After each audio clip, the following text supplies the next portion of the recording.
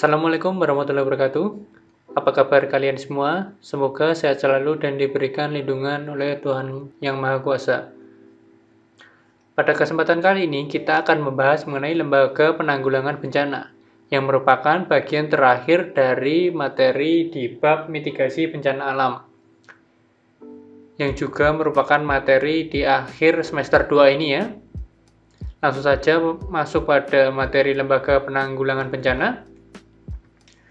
Lembaga Penanggulangan Bencana dan Partisipasi Masyarakat dalam Mitigasi Bencana. Pemerintah Indonesia menyadari potensi terjadinya bencana di wilayahnya. Berkaitan dengan potensi bahaya tersebut, pemerintah membentuk Lembaga Penanggulangan Bencana. Pembentukan lembaga tersebut bertujuan untuk meminimalisasi dampak bencana. Pemerintah juga melibatkan masyarakat untuk turut berpartisipasi dalam penanggulangan bencana. Jadi tidak hanya peran pemerintah, tetapi harus ada peran masyarakat juga. Dari hubungan kedua kelompok tersebut, untuk penanggulangan mitigasi bencana dirasa menjadi lebih mudah, karena Indonesia memiliki potensi bencana yang cukup tinggi, seperti halnya kekeringan, banjir, erupsi gunung api, tsunami, angin puting beliung, gempa bumi yang dapat menyebabkan kerusakan jalan, kebakaran hutan, ataupun longsor. Langsung saja masuk pada lembaga penanggulangannya. Pemerintah bertanggung jawab dalam penyelenggaraan penanggulangan bencana. Pemerintah membentuk Badan Nasional Penanggulangan Bencana, bisa disingkat dengan BNPB. Itu lokasinya di pusat ya, atau di Jakarta. Dan ada BPBD, merupakan Badan Penanggulangan Bencana Daerah. Jadi arahannya BNPB membentuk BPBD yang lokasinya ada di tiap kota ataupun kabupaten. BPBD berada di daerah untuk melindungi masyarakat dari ancaman, risiko, dan dampak bencana.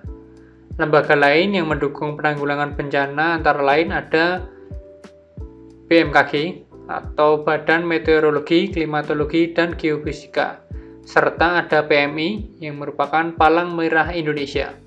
Kita mulai membahas mengenai BNPB dan BPBD. Badan Nasional Penanggulangan Bencana dan Badan Penanggulangan Bencana Daerah. Ketika terjadi peristiwa gempa, tsunami, erupsi gunung api, atau longsor di wilayah Indonesia, BNPB merilis informasi terkait peristiwa bencana tersebut. BNPB merupakan lembaga pemerintah non-kementerian yang dibentuk berdasarkan Peraturan Presiden Nomor 8 Tahun 2008. BNPB bertugas membantu Presiden dalam mengkoordinasikan perencanaan dan pelaksanaan kegiatan penanggulangan bencana dan kedaruratan secara terpadu, serta melaksanakan penanganan bencana dan kedaruratan melalui sebelum, pada saat, dan setelah terjadinya bencana. Seperti mitigasi yang sudah kita bahas di awal bab ya. Kegiatan tersebut meliputi pencegahan, kesiapsiagaan, penanganan darurat, dan pemulihan. BNPB berfungsi merumuskan konsep kebijakan penanggulangan bencana nasional serta memantau dan mengevaluasi penyelenggaraan penanggulangan bencana. BNPB juga menjalankan fungsi koordinasi, komando, dan pelaksanaan dalam penyelenggaraan penanggulangan bencana. BNPB memiliki tugas dan fungsi sebagai berikut. Yang pertama, menetapkan pedoman dan pengarahan terhadap usaha penanggulangan bencana. Selain itu juga mengarahkan penanganan darurat, rehabilitasi, serta rekonstruksi secara adil dan merata. Kemudian, menetapkan standarisasi serta kebutuhan dan penyelenggaraan penanggulangan bencana berdasarkan peraturan perundang-undangan. Dan ketiga, menyusun, menetapkan, dan menginformasikan peta rawan bencana. Seperti yang kita bahas pada persebaran bencana di Indonesia ya, itu ada beberapa peta dan arahannya peta-peta tersebut dibuat oleh BNPB. Dan keempat, menyusun dan menetapkan prosedur tetap penanganan bencana. Jadi arahan mitigasi bencana itu disusun oleh BNPB. karena BNPB dirasa sebagai organisasi yang tepat untuk mengatasi bencana ya. Berikutnya ada BMKG atau Badan Meteorologi, Klimatologi, dan Geofisika. BMKG sebelumnya bernama Badan Meteorologi dan Geofisika, yaitu BMG ya kalau disingkat. Jadi belum ada klimatologinya. BMKG merupakan lembaga pemerintahan non-kementerian di Indonesia yang bertugas melaksanakan tugas pemerintahan pada bidang meteorologi, klimatologi, kualitas udara, dan geofisika. Peran BMKG dalam penanggulangan bencana yaitu melakukan antisipasi terhadap kondisi cuaca yang diperkirakan agar tidak berdampak menjadi bencana dengan cara menyediakan teknologi serta sumber daya manusia berkualitas. Contohnya ini peta persebaran awan ya yang berpotensi hujan. Ini saya ambil dari BMKG Stasiun Klimatologi Sleman, Yogyakarta. Jadi ini terlihat adanya kumpulan awan yang memiliki potensi curah hujan ini. Ada penjelasannya di bawah. Kalau biru hujan sangat ringan, hijau hujan ringan, ini kuning sampai ke oranye hujan sedang, kalau merah ini hujan lebat.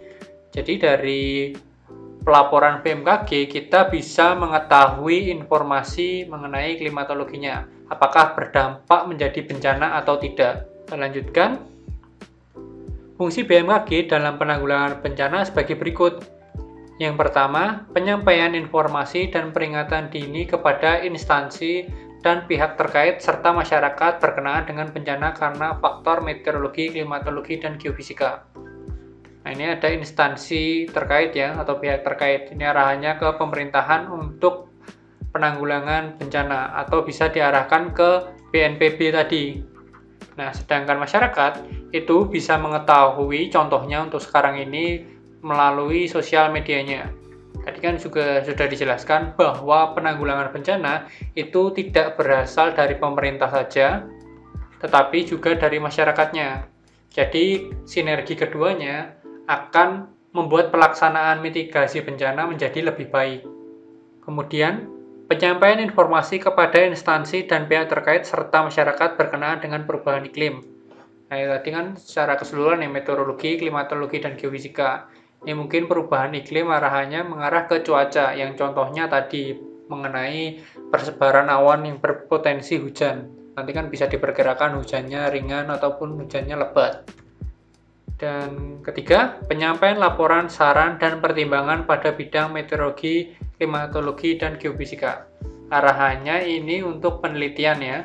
Jadi selain diinformasikan pada pusat atau BNPB contohnya, itu terkadang BMKG juga memberikan informasi pada peneliti-peneliti yang arahannya bisa untuk penelitian agar bisa membuat suatu terobosan atau buat penanggulangan bencana. Selanjutnya masuk pada Palang Merah Indonesia. PMI merupakan lembaga nasional yang bergerak dalam bidang sosial kemanusiaan di Indonesia. PMI melakukan penanggulangan bencana melalui 3 fase yaitu prabencana, saat bencana, dan pasca bencana. Prinsip PMI dalam penanggulangan bencana sebagai berikut. Pertama, darurat, yaitu memberikan bantuan penanggulangan bencana yang diberikan kepada korban bencana. Bantuan ini bersifat darurat dan bersifat komplement atau tambahan untuk membantu pemerintah dalam meringankan penderitaan korban bencana. Kedua ada langsung, yaitu bantuan yang harus diberikan secara langsung oleh tenaga PMI kepada korban bencana. Jadi tidak ada suatu perantara dari PMI ke korban bencana. Dan ketiga, materi bantuan, yaitu pemberian bantuan berupa pangan dan non-pangan atau juga bisa berupa jasa. Jasa dapat diberikan dalam bentuk pendampingan, konseling, dan advokasi. Kalau untuk material itu pasti ya berupa bahan pangan biasanya. Selain itu, terkadang suatu bencana dapat menimbulkan traumatik. Jadi perlu adanya penanganan khusus untuk mental atau psikis korban bencana. Itu tadi pembahasan mengenai lembaga penanggulangan bencana di Indonesia. Masuk pada partisipasi masyarakat dalam mitigasi bencana.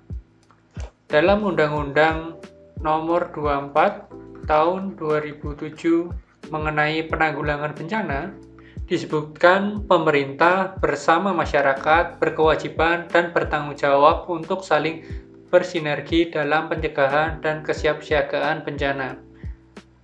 Setiap anggota masyarakat berhak mendapatkan perlindungan sosial dan rasa aman dari bencana.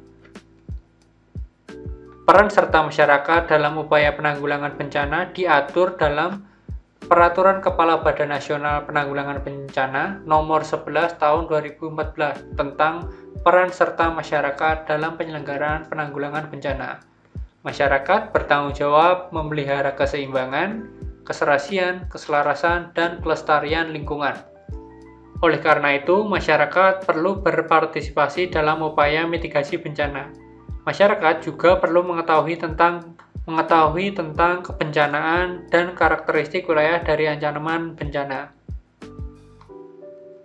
Berdasarkan Peraturan Pemerintah Nomor 21 Tahun 2008 tentang penyelenggaraan penanggulangan bencana, pengurangan risiko bencana dilakukan melalui kegiatan seperti berikut ini. Pertama, pengenalan dan pemantauan risiko bencana. Kedua, perencanaan partisipatif penanggulangan bencana. Ketiga, ada pengembangan budaya sadar bencana. Keempat, peningkatan komitmen terhadap pelaku penanggulangan bencana. Dan terakhir ada penerapan upaya fisik, non-fisik, dan pengaturan penanggulangan bencana. Selain itu, peran serta masyarakat pada saat tanggap darurat dapat dilakukan melalui beberapa kegiatan, antara lain pencarian dan penyelamatan, serta evakuasi korban dan harta benda terdampak bencana, pemenuhan kebutuhan dasar, perlindungan dan pengurusan pengungsi dan kelompok rentan, penyelamatan dan pemulihan sarana dan prasarana vital, pemantauan pelaksanaan rencana operasi tanggap darurat, serta terakhir ada kegiatan lain yang dilakukan dengan segera pada saat kejadian bencana. Itu tadi pembahasan mengenai lembaga penanggulangan bencana dan partisipasi masyarakat dalam mitigasi bencana. Kalau ada pertanyaan, silahkan menghubungi Bapak melalui WA pribadi ya. Kalau masih ada yang belum jelas mengenai materinya, terima kasih atas perhatiannya. Mohon maaf apabila ada kesalahan kata. Assalamualaikum warahmatullahi wabarakatuh.